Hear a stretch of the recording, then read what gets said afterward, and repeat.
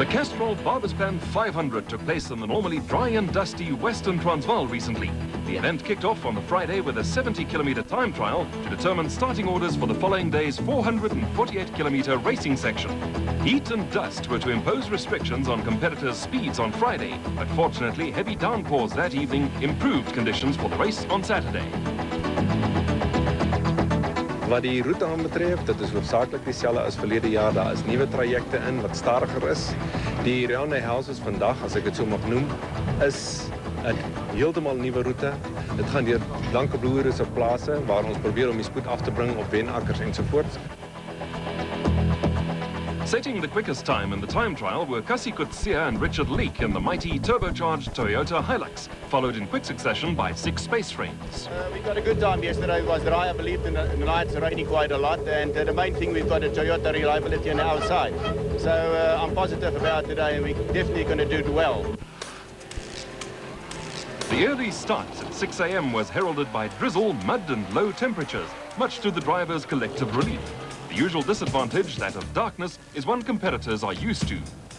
Despite their seemingly orderly start, drivers soon appear to be totally clueless as to their whereabouts and that of their route. Chaos and confusion reigned supreme for a while.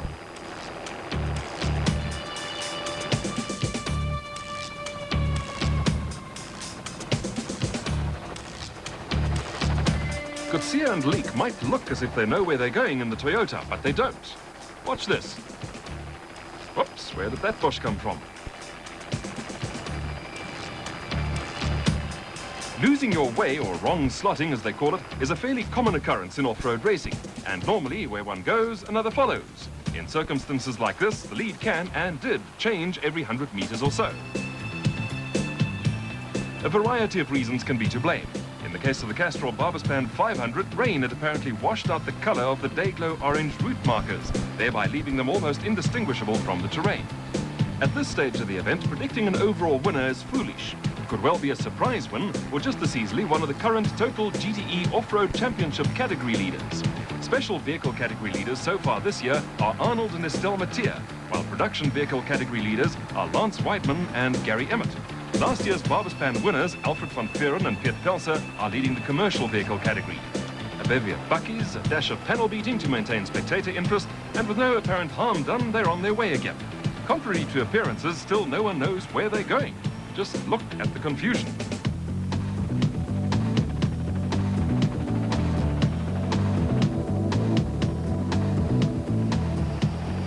Executing a spectacular dirt loop here is veteran racer Linton Draper in his V8-powered Isuzu crew cab, along with navigator Peter Smith. And here is father and son team Derek and Tyrone Pinoy in their Jimco tandem. 16-year-old Tyrone, racing for the second time in his life, was enjoying a crash course in the discomforts of this sport. Among them are racing in a wet and muddy seat and the art of wrong slotting.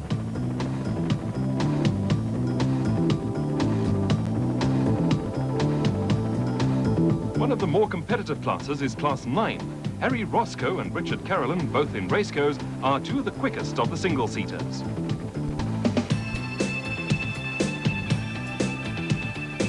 Despite looking like a truck, Draper's Isuzu is actually classed as a space frame, and therefore is entered in Class 8.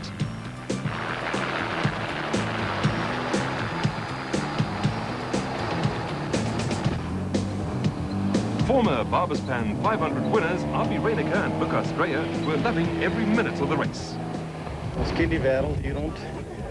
Ons hou meer van hierdie plat areas en van die bos. Ek persoonlik verkies dit baie meer as die bergagtige dele en die klipdele. Others weren't having quite as much fun. Klaus Degener and Jeff Bell were forced to retire with mechanical problems. Just locked up completely. I don't know if the motor seized or the gearbox for one swimming seat. Just as we came around that tree up there. Back among the single-seaters, Richard Carolyn was enjoying a successful debut in his new Porsche-engined raceco. Class 9 is pretty competitive at the moment. As you can see, we've got a couple of good cars that have come in from the States in this last 6 months. Drivers, generally speaking, in Class 9 are guys who've been around a long time. And I think they're pretty consistent drivers and they work pretty hard at it. So I wouldn't be surprised if you see one of the national events this year going to a Class 9. Richard Schilling and Ashley Thorne's Motortech Raceco had started 52nd because of CD problems the day before. Also late starters were Piet Putter and Tony Salvage in the Class 3 Auto Spares Mazda. They were to make up lots of ground and came home second in class at the end of the day. This event always has one spot where spectators and photographers can comfortably spend a good few hours, and that's the river crossing at Setlagole. The deeper the river, the more spectacular the action.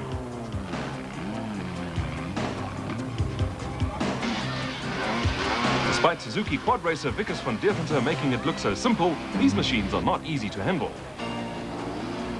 Another team making it look equally easy was the Van Vuren-Janssen combination, while behind them much effort was being channeled into extricating vehicles from the river's muddy clutches.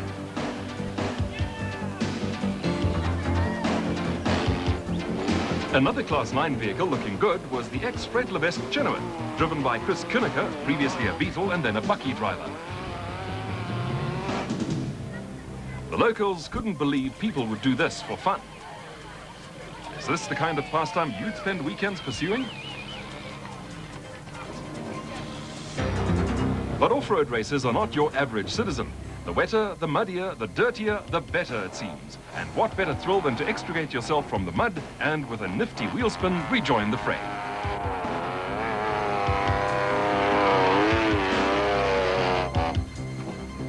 Paul Martin's navigator Dave Burton had to get out and push when their Sandmaster got stuck. Here the Natal car finally gets going and surges towards terra firma. Among the two-wheelers, Mark Myron repeated last year's achievement of setting the fastest time on his Suzuki.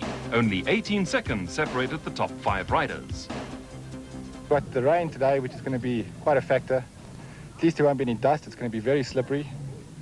It's going to be a long day. It's not going to be this normal 6 hours for 500 kilometers. It's going to be a long day, and the man who keeps his head together will be the one who wins it at the end of the day. With Alfie and Jeremy, they don't like it taking a sitting down. They'll be up there pushing, and it's going to be a very close race.